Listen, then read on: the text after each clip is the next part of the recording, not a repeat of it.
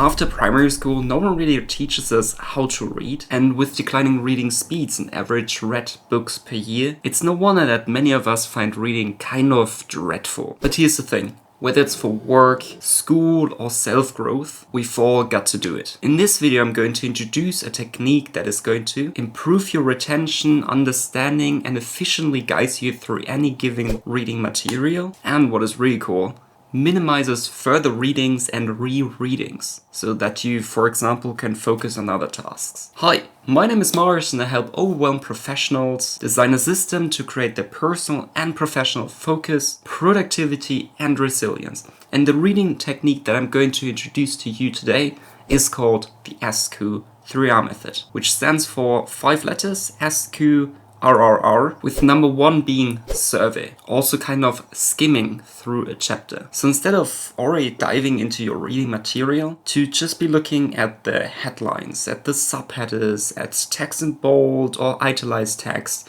at summaries, equations, formulas, conclusions, anything that kind of stands out. And we do so just to get an overview of the content, so that we later on, when we actually read it, can draw lines in between an initial idea and the detailed concept, so that we get more moments, which kind of means that we understand the topic. The upsides here are quite simply explained. First of all, obviously it's quite easy. Quick, can be done with anything, except maybe for fictional literature, wouldn't recommend it there. You get a good overview, you can draw connections, but skimming on its own is not exactly the most useful part. We need more than that, and that is where step number 2 comes in.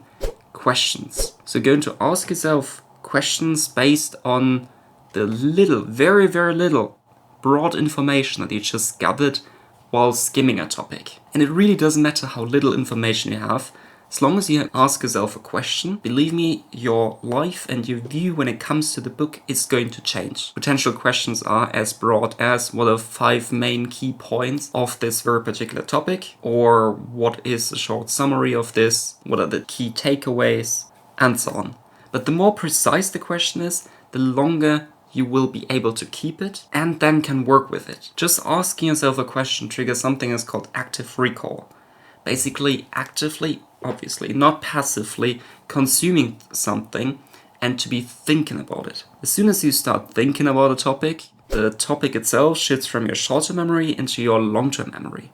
And the more difficult it is for you to get from point A to point B, the longer it sticks. So it's really, really helpful. But at the end of the day, we still need to read it, and that is point number 3.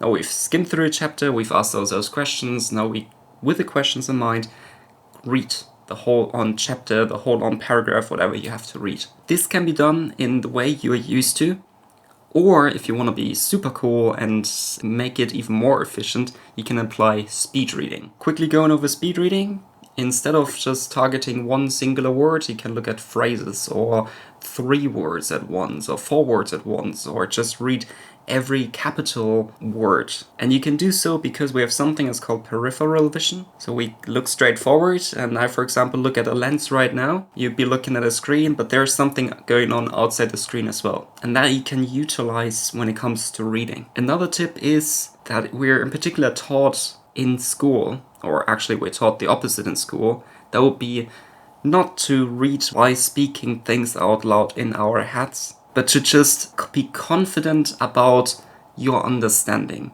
Your brain is able to understand whatever you're reading quicker than you saying a certain word on screen out loud. And now here's one more tip for speed reading that is really frowned upon, but it's so helpful and it gets you started with right away.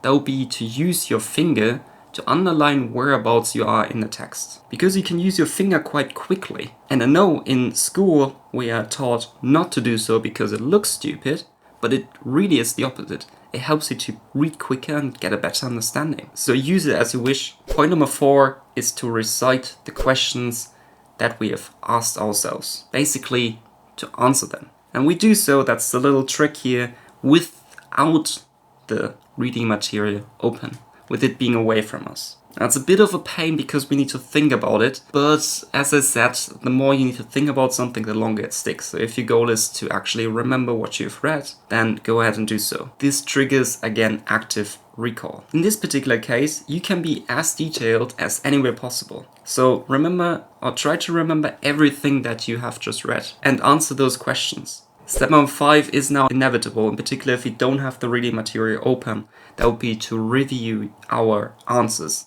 If they're correct, if there's something missing, misinformation, whatsoever. Really, this is a vital step, otherwise we just write down BS and that's not leading anywhere. We want to know facts and not just some fictional stuff that we made up in our minds. And this is the SQ3R method.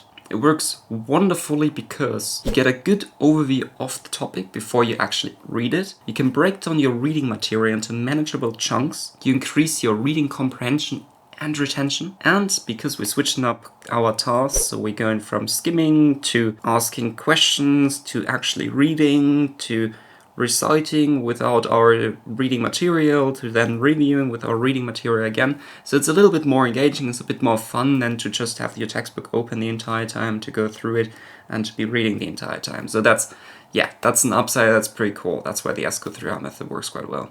There are flaws though. Number 1 is because it's a reading technique at the end of the day. It's not one where you are supposed to keep something in the long run for a longer period of time. So it's not a memorization technique.